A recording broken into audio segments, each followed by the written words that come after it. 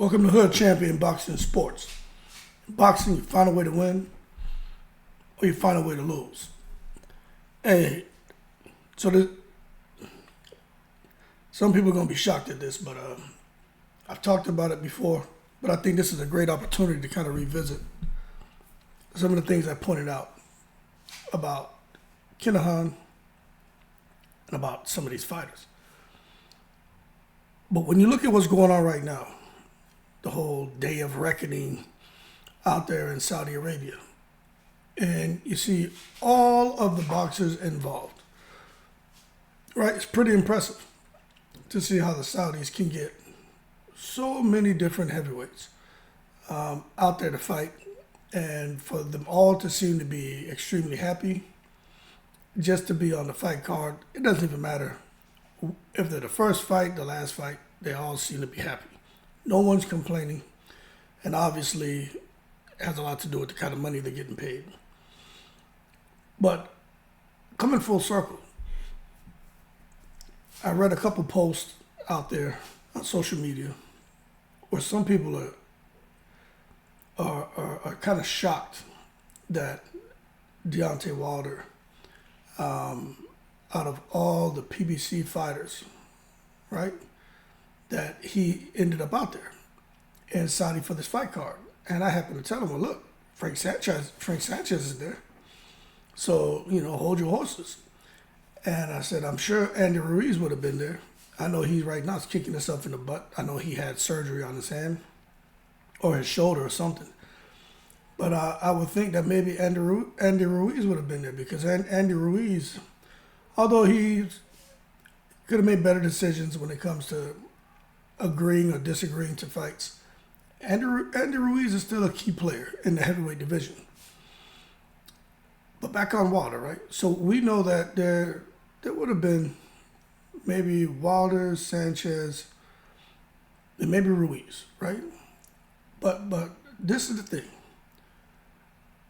You say, how are these three guys somehow names kind of in the mix to make the biggest money out there in Saudi Arabia? Now, all I'm saying is this, right? When you look at this guy Kinahan, who's disappeared, no one knows where he's at, what he's doing, if he's alive, if he's still involved with the sport of boxing, right? But you see Tyson Fury, AJ, and then Wilder now, right? And it's kind of hard to go against the argument that Wilder is one of the three big names in the sport of boxing when it comes to the heavyweights. But how about I tell you this? Tyson Fury is connected to Kinahan. There's no secret about that. There was at a time, right? Because we don't know what's going on now. We can speculate. We can have a conversation.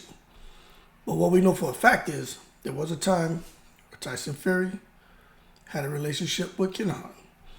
It wasn't just Bob Arum who knew Kinahan, and then Tyson Fury was kind of benefiting from that relationship Bob had. That happened as well, but Tyson Fury knew him. Okay? That's a fact. There's no one here who can argue that. Just keep the conversation in the confines of how I'm delivering it. Is that Tyson Fury had a relationship with Daniel Kinahan. Hey, no need to cross-examine me. We all can agree that that's a fact. I'm not talking about if he cheated or not. No, I'm just saying he had a relationship with him. Okay, Anthony Joshua. He benefited from Eddie Hearn having a relationship with Kinahan. And you say, well, how is that? Because Anthony Joshua and Tyson Fury had agreed to a fight. If you guys remember. Signed, sealed, almost delivered. But Wilder messed that up with the arbitration hearing and wanted to get the trilogy with Tyson Fury. But the reason that fight between Fury and AJ came together was because of Kinahan's backing. The kind of money they wanted, they weren't able to do it on their own. Kinahan got involved. Fights being held in Saudi. the fight persons they want. They were going to get. Everybody's happy. But Kinahan, Tyson Fury, AJ, Eddie Hearn, Bob Arum, Saudi Arabia. Okay? So when you hear me talking about, makes you wonder what's going on, is because Kinahan is known for having some influence over fights being made in Saudi Arabia. Okay? That is a fact. And I'm not making that up. And although he's disappeared from the scene, we look at everything that's going on in Saudi, I think it's only fair to sit there and say, damn, maybe he kind of established a blueprint and he's kind of stepped back but say, hey, fellas, I've done the legwork. All you need to do is just follow the blueprint and execute accordingly, and everything should work out. Because he's got intelligent people out there behind the scenes helping to arrange these fights and plan the events. So if you give somebody the 80% solution, excuse me, who has a brilliant mind, they can figure out that other 20%. So we've kind of checked the box on how Fury and Kinahan are connected. What's his name? Anthony Joshua and Kinahan somehow connected, right? So we know they know Kinahan. We know Kinahan has helped those guys in some way to try to make a fight. We know those two guys have been out there in Saudi fighting. Okay? Now you say, okay, how the hell is Deontay Wilder somewhat connected to Kinahan? And this is the bomb that I'm about to drop on y'all if you didn't know this. And I've talked about it already. You see, what I'll say is this. Let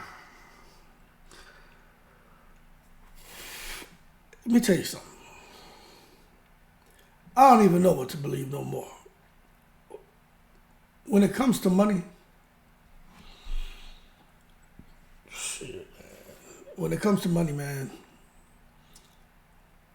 and you have one opportunity. Well, I'll say, and you have an opportunity presented to you to make gazillions of dollars. You never know if you get that opportunity again, right? It doesn't matter what a person may have done to you. When you take a look at, okay, I may have been done wrong in the past, but now I have an opportunity to somewhat make, with my team, somehow get involved with the same people who did me dirty. But I'm going to make 40, 50, 60 million. I don't think anybody has that much pride to walk away from 40, 50, 60 million just to let people know, nah, I feel like y'all did me wrong. Okay, so when we talk about Deontay Wilder, look, his manager is Shelly Finkel. Okay? Shelly Finkel had gone on record when all this stuff started popping off about Kinahan, and he was praising Kinahan. Shelly Finkel been around boxing for a long time. Bob Arum for a long time. Eddie Hearn's dad for a long time. Yeah, he retired, but when them guys been around the sport for a long time, you don't, in my opinion, sometimes, you gotta grease a few palms. You gotta kind of get into bed with the enemy a little bit. Sometimes you had to be the guy to get a little involved with some corruption. But old Shelly Finkel admitted to working with Kinahan in the past. Now, he went on to say how great it was working with Daniel, right? Not Kinahan, Mr. Daniel, right? And he looks forward to continuing his relationship with Daniel Kinahan and moving forward in the boxing industry. Let me tell you something. When you hear something like that come from Shelly Finkel, right? And you see Deontay Wilder is right there in Saudi. Finkel's in Saudi. And Wilder and the way he's conducting himself and behaving kind of makes you say, hey, what exactly was the conversation between old Finkel and Wilder going all the way back to that first Tyson Fury fight, to that second Tyson Fury fight, to that third Tyson Fury fight? What were the conversations to get that under control with the quickness and to make sure things didn't get out of hand with lawsuits and turning this into something it didn't have to be, allowing it to snowball? You know, for me, it's like, well, what was the conversation? If Finkel thinks so highly of a guy like Kinahan, right? This is out there, man. It's Bloody Elbow. You go out there and look it up on bloodyelbow.com. Go read up on it, right? What was the conversation?